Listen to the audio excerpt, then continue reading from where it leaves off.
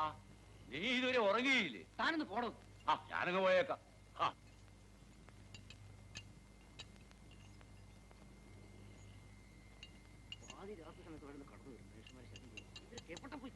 താൻ എന്തായി പിറുപിറുക്കുന്നേ? എന്നും ഞാനിത് കേൾക്കുന്നുണ്ടല്ലോ. ഞാനും കുറെ കാലായി ഇത് കാണുകയും കേൾക്കുകയും ചെയ്യുന്നു. താൻ എന്ത് കണ്ടെന്നാ? ഹോട്ടലിലെ ജോലി കഴിഞ്ഞാൽ നേരെ ഇങ്ങോട്ട് പോന്നാ പോരെ? കണ്ടയിടത്തൊക്കെ നിരങ്ങിയേച്ച് പാതിരയാകുമ്പോ കയറി വരും മനുഷ്യരെ ശല്യം ചെയ്യാൻ. താനാരാ എന്നെ ഉപദേശിക്കാൻ? ദേ, ഒരു കാര്യം പറഞ്ഞേക്കാം. എനിക്ക് തോന്നുമ്പോ വരും, തോന്നുമ്പോ പോകും. തന്റെ ജോലി ഈ പടി അടക്കലും തുറക്കലും മാത്രം. എന്റെ ജോലി എന്താണെന്ന് എനിക്കറിയാം. പക്ഷെ ഒരു കാര്യം ഞാൻ പറഞ്ഞേക്കാം, ഒരു രാത്രി ഈ പടി തുറക്കില്ല. ചുമ്മാ അരിയോടെ വെറുതെ ഒന്നും ചലിക്കാതെ ഒരാള്. ഒരു ഊർവശി.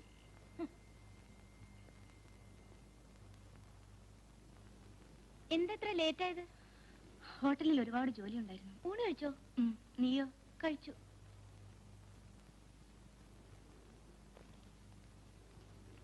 ഇന്ന് ശമ്പളം കിട്ടിയോ? ഇന്ന് എങ്ങനെയാ കിട്ടുന്നേ? തീയതി 20 ആയുള്ളൂ. പിന്നെ എത്ര രൂപ? അതൊന്നും നീ അറിയണ്ട.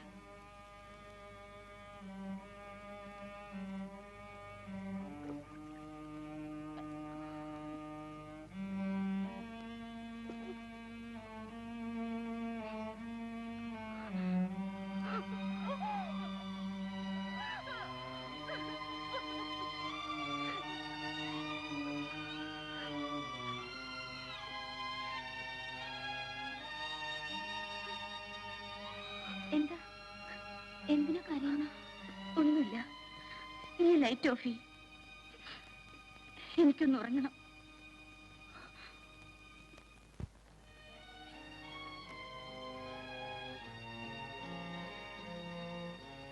നല്ല പാട്ടായിരുന്നു.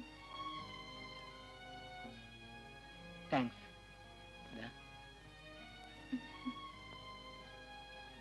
ഇത്രയും നന്നായിട്ട് പാടുന്ന ആളെന്തിനാ ഈ ജോലിയും കൊണ്ടിരിക്കുന്നേ? വേറെന്ത് ജോലി കിട്ടാൻ? മലയാളം BA-ക്കാരന് കിട്ടാവുന്ന ഏറ്റവും നല്ല ജോലിയല്ലേ ഈ ഗേറ്റ് കീപ്പിംഗ്. ഞാൻ പോട്ടെ, സമയമായി.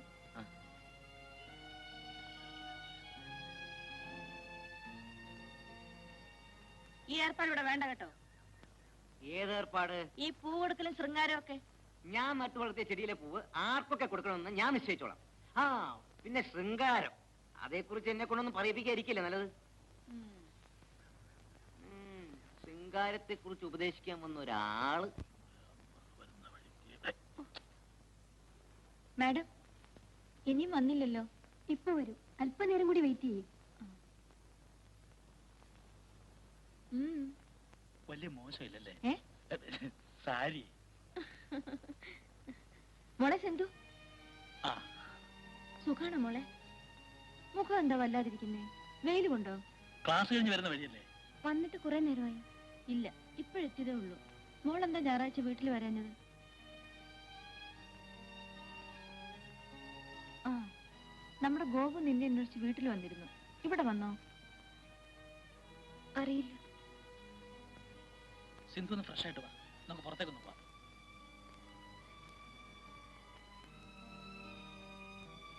അവൾ ഒരുപാട് മാറിപ്പോയി. പഴയ പ്രസരിപ്പും ചിരി ഒന്നുമില്ലല്ലേ? നമ്മൾ എവിടെയാ പോകുന്നെന്ന് പറഞ്ഞില്ലല്ലോ. അതൊക്കെ പിന്നെ പറയാം. നീ ഒന്ന് വേഗം റെഡിയാകും. ഞാനിന്ന് വീട്ടിൽ ചെല്ലാന്ന് പറഞ്ഞിരുന്നതാ. അടുത്ത ആഴ്ച പോയാ മതി. ചേച്ചിയും ചേട്ടനും വന്നേച്ച് പോയിട്ട് 2 ദിവസമല്ലേ ആയുള്ളൂ. നീ ഒന്ന് വേഗം വന്നേ, വാ.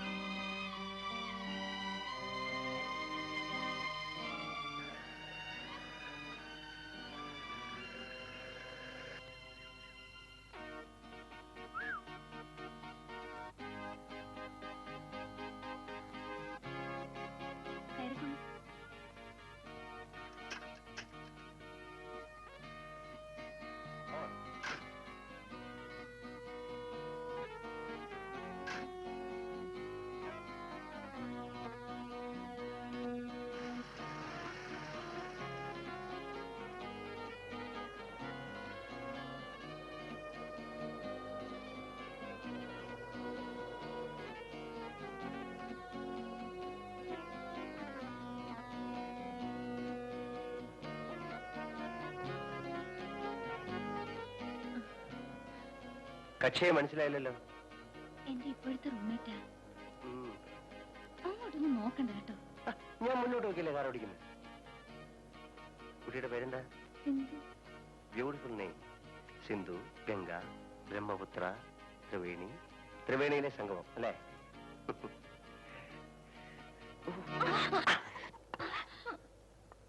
സിന്ധു, വല്ലതും പറ്റിയോ? എന്ത് പറ്റാനാ? ഞാനല്ലേ കാർ ഓടിക്കുന്നത്. ഇപ്പൊ കാണായിരുന്നു. കാണാം.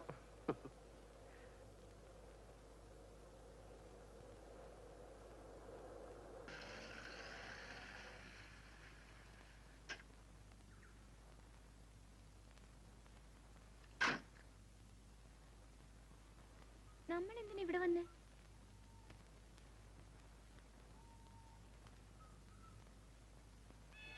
ഞാൻ ഒരു പാർട്ടിയെ കൊണ്ടുവന്നിട്ടുണ്ട്. അതിനെന്താ, വിളിക്കാം. ഭാർഗവി, വരൂ.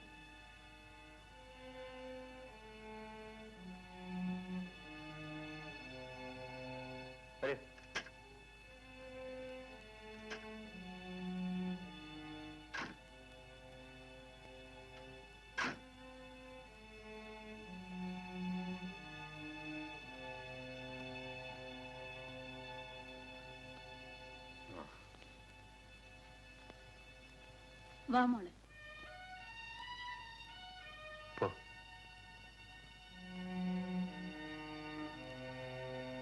ഒന്നുമില്ല, പോ.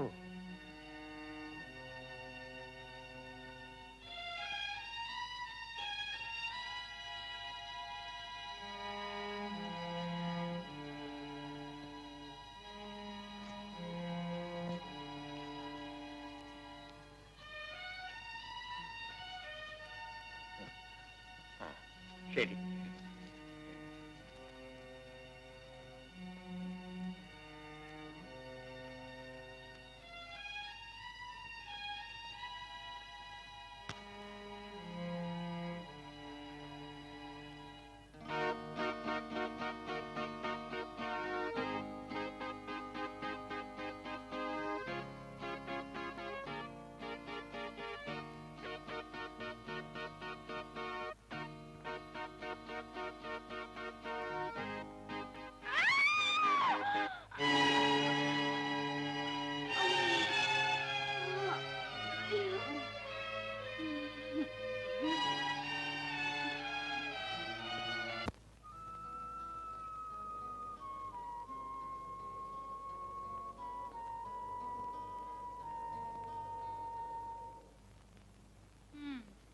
ഞാൻ സാധാരണ 1 മണിക്ക് ഊണ് കഴിക്കാറുള്ളതാ.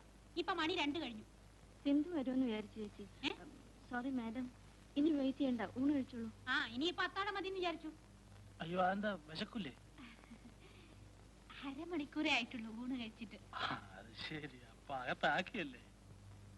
ഹോസ്റ്റലിലേക്ക് ഒന്ന് ഫോൺ ചെയ്ത് ചോദിച്ചാലോ? ഒറ്റയ്ക്ക് വരാനുള്ള മടിവുണ്ടാവും. എന്തെങ്കിലും കാരണം ഉണ്ടെങ്കിൽ ഹോസ്റ്റലിൽ നിന്ന് വിളിച്ചു പറയൂലേ? ടൗൺ അല്ലേ, വല്ല ബീച്ചിലോ പാർക്കിലോ എവിടെങ്കിലും ചുറ്റാൻ പോയി കാണും. സിന്ധു, നമ്മൾ എവിടെ പോയെന്നും എന്തൊക്കെ നടന്നെന്നും ആരോടും പറയരുത്. ആ മേത്രൻ കുത്തി കുത്തി ചോദിക്കും. പെട്ടെന്ന് തലകറങ്ങി വീണെന്ന് മാത്രം പറഞ്ഞാ മതി. അവിടെ നടന്നത് എന്താണെന്ന് എന്നോട് പോലും പറയില്ലല്ലേ? അതൊന്നും നീ അറിയാതിരിക്കുക നല്ലത്. സോഫി എന്തിനാ കരഞ്ഞത്? എന്നോടൊന്നും ചോദിക്കരുത്. ഞാൻ എന്ത് വെച്ചാലും ആരും ഒന്നും പറയില്ല.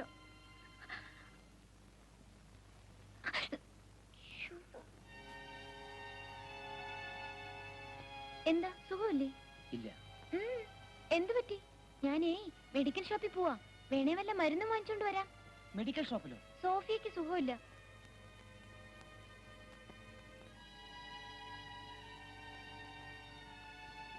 എന്താ അവർക്ക് അസുഖം? അതൊന്നും എനിക്കറിയില്ല. ആരോടും ഒന്നും പറയരുതെന്നാ സോഫിയ പറഞ്ഞിരിക്കുന്നേ. ഇന്നലെ നിങ്ങൾ ഒന്നിച്ച് എവിടെയാ പോയത്? എനിക്കറിയില്ല. അറിയില്ല അല്ലേ? ഞാനൊന്നും പറയില്ല.